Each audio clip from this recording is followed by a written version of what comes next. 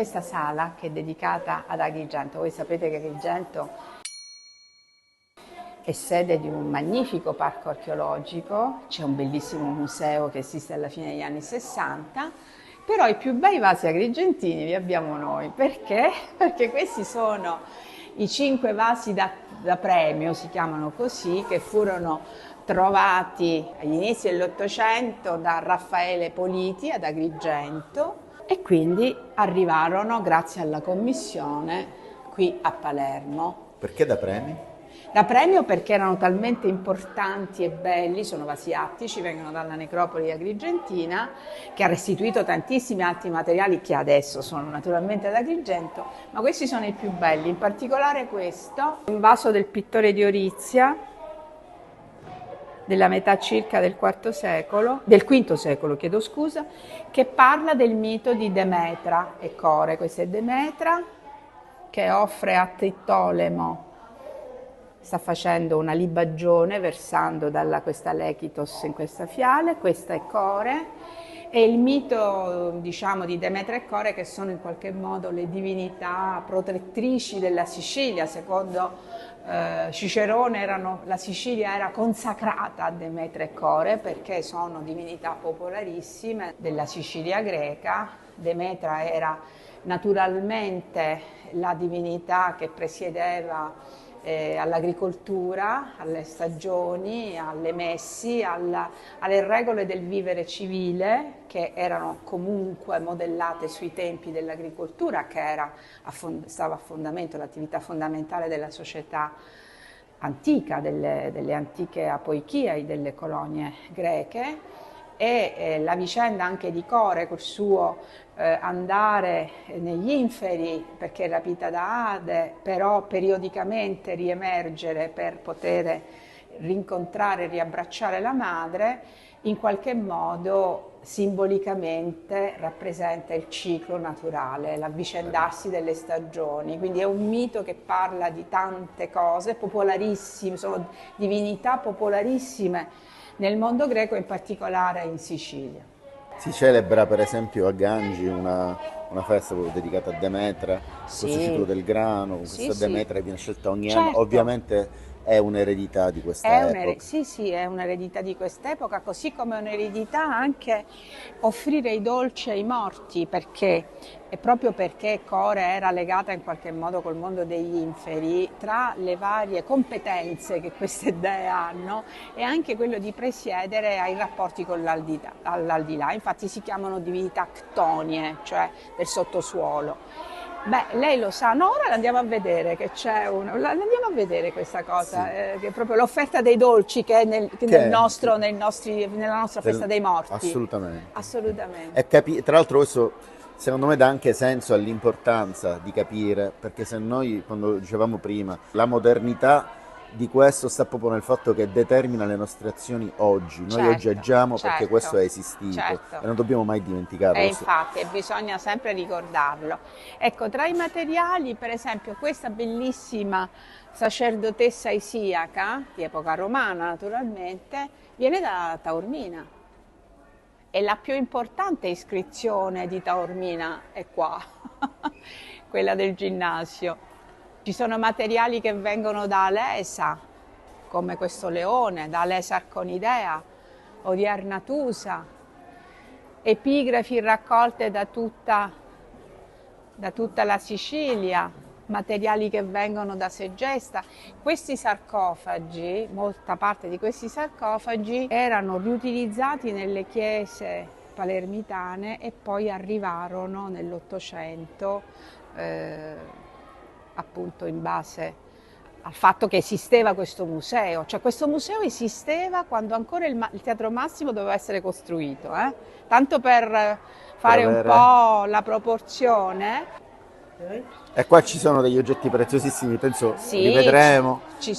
la pietra di Palermo. E Andiamola a vedere certo. subito e poi chiudiamo visto che siamo qua, abbiamo anche materiale che viene da Siracusa, questi sarcofagi sono importantissimi e quindi come vede questo è un museo che parla dell'archeologia, della storia dell'amministrazione dall'800 fino ai nostri giorni, l'amministrazione di tutela e di valorizzazione dei beni culturali, ed è un museo che racconta anche in qualche modo la Sicilia, perché ha reperti che vengono un po' dappertutto e anche reperti che vengono da luoghi molto lontani. Stiamo andando a vedere nella nostra sala della scrittura, ecco, quella è la pietra di Palermo. Uno degli oggetti più preziosi al mondo, sì, possiamo dirlo.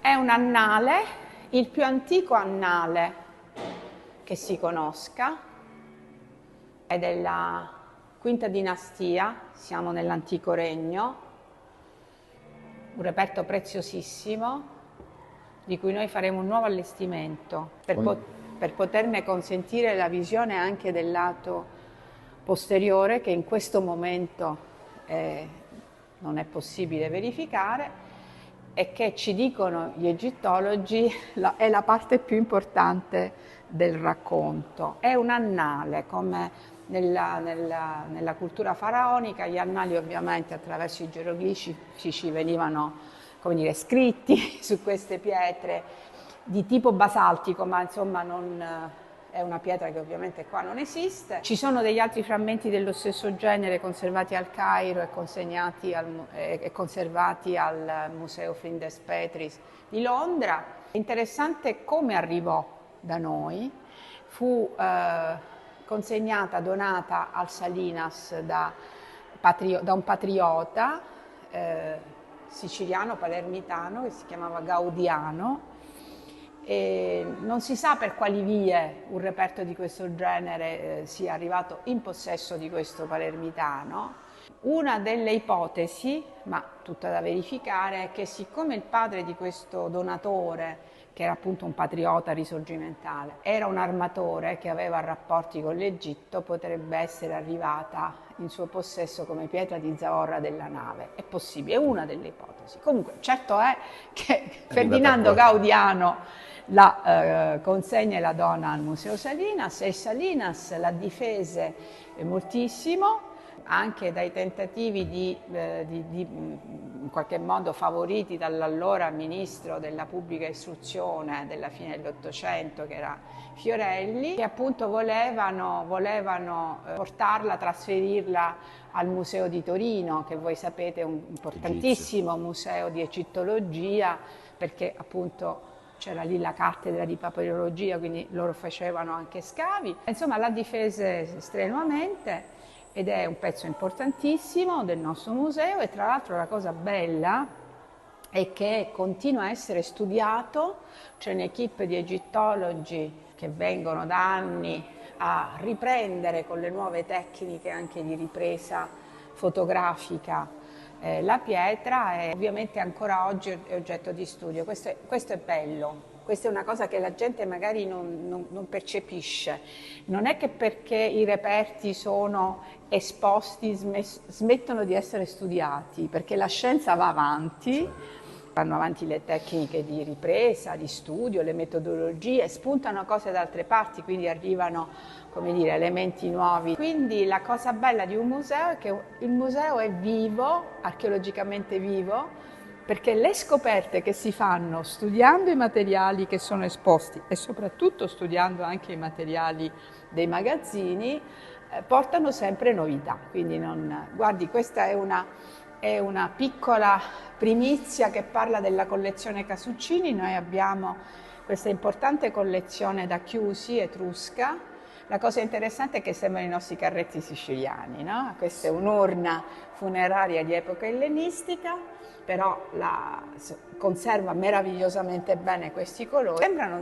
Sono scene di Eteocle e Polinice, sono in genere scene dell'Iliade che vengono raffigurate qua, e adesso andiamo alla grande, andiamo a chiudere con Selinunte. Prima di Selinunte ci stavamo fermando una cosa sui morti.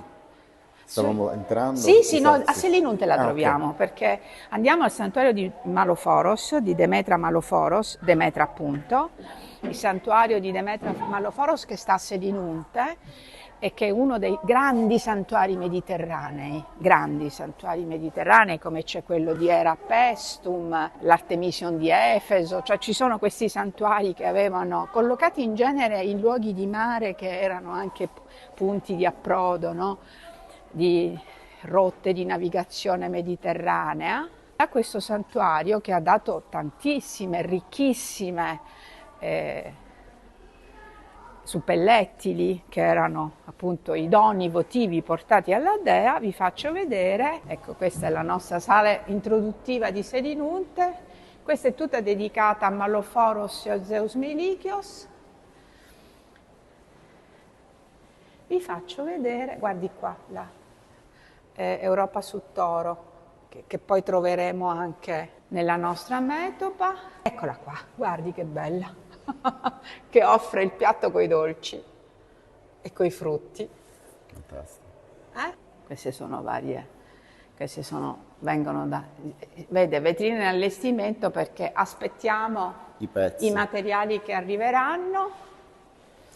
E poi la veniamo a raccontare di nuovo questa mostra. Fino a quando sarà aperta? Fino a marzo del 24. Per dirle una cosa che ho pubblicato da poco è come non si finisce mai di studiare. Questa testa bellissima di una scultura, diciamo di quasi al vero, probabilmente Demetra, mi ha incuriosito il fatto che avesse l'orecchio, guardi, l'orecchio non finito.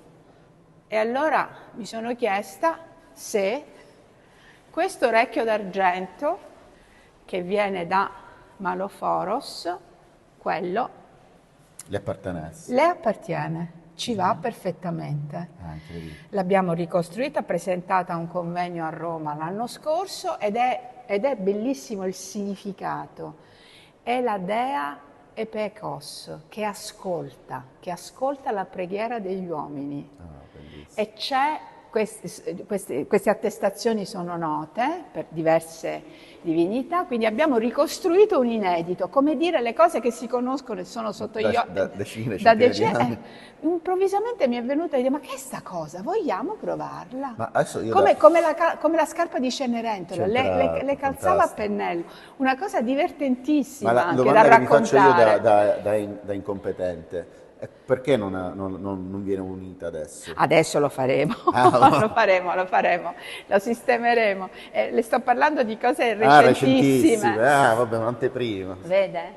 È un'anteprima di una cosa che già, come dire, ho pubblicato, quindi è nota agli addetti ai lavori, ma adesso poi diventerà anche emozionante. È divertente, no? Ma è per dire quello che ti stavo dicendo poco fa, non è come dire, un modo di dire, un luogo comune. È vero, non si finisce mai di studiare, quindi non si finisce mai di scoprire cose nuove, anche tra reperti che possediamo dall'Ottocento, perché quella viene dagli scavi dell'Ottocento di Salinas, fu trovata nel 1894, sono gli scavi di Salinas a Selinunte. Questa è la prima delle nostre sale, no? Con le piccole metope. Questa è l'Atena che viene dall'Acropoli, questa qui, quindi in marmo pentelico, che è il marmo ateniese, starà qua fino al 25. Vede che bella. Questo è il prestito. Sì, è un'Atena che viene da Atene, quindi è un'altra cosa, viene proprio dall'Acropoli di Atene, e tra l'altro è un pezzo molto interessante perché è della fine del V secolo, ma ha già questo morbido cadenza, no? Un po' sinuosa, e c'ha anche l'egida, che è questa caratteristica di Atena, però messa, come dire, trasversalmente, come se fosse una figura molto alla moda, ecco, molto moderna per l'epoca. Queste sono le famose piccole metope, alcune furono trovate da Salinas, altre dal Gabric, un'altra ancora da Tusa. questa fu trovata da Tusa e sostanzialmente non si sa esattamente a quali edifici sacri corrispondessero, probabilmente sono edifici che poi nel corso della vita della città antica furono, come dire, smontati e riutilizzati, perché questo è materiale che poi è stato riutilizzato nelle mura della Cinta Ermocratea, cioè quella che dopo la presa di Selinunte alla fine del V secolo, inizi del IV, viene a recingere in maniera difensiva la cosiddetta collina dell'Acropoli. Di tutte queste immagini, che sono bellissime, qua c'è Demetra, Persefone con Ecate, questo Apollo, un Apollo da Delo con la Toche, la madre, Artemide che è la sorella, qua ci sono altre figure, ma la cosa più, secondo me, importante, in qualche modo emblematica del nostro museo è questa immagine meravigliosa di Europa su toro, è il mito di Europa, questa principessa fenicia che viene rapita da Zeus, trasformato in toro bianco e portata, diciamo, a fondare l'Europa, a Creta e poi a fondare l'Europa. È importante perché è la più completa e la più antica delle rappresentazioni in scultura di questo mito, data poco dopo la metà del VI, intorno alla metà del VI. Guardi com'è interessante anche la vivacità di questi enormi pesci che danno il senso dell'attraversamento del mare, no? Che fa parte appunto del mito. È un'opera secondo me bellissima. Simboleggia tante cose, simboleggia il rapporto con la Grecia, simboleggia il fatto che la colonizzazione viene dall'est e va a ovest, simboleggia l'Europa perché è il continente al quale apparteniamo. È molto importante ed è bellissima. C'è da dire, ma anche per chi magari vedrà questo racconto e non conosce, che noi li vediamo pietra, ma in realtà tutto questo aveva anche il colore al suo tempo. Certo, aveva il colore, in alcuni casi si è conservato il colore. Intanto noi lo vediamo in queste meravigliose terracotte architettoniche che facevano, vede, parte del coronamento del Tempio, erano le cornici del Tempio, le vediamo bene qua, e questi ovviamente essendo terracotta conservano meglio il colore. Qua abbiamo dei documenti veramente molto importanti, ma in alcuni casi resti di colore si sono conservate. Guardi, ancora si vede il colore rosso, sì. I dettagli della veste, lo vede? Sì. Questa è la metopa con Atena, Perseo, l'uccisione della Gorgone, nasce Pegaso.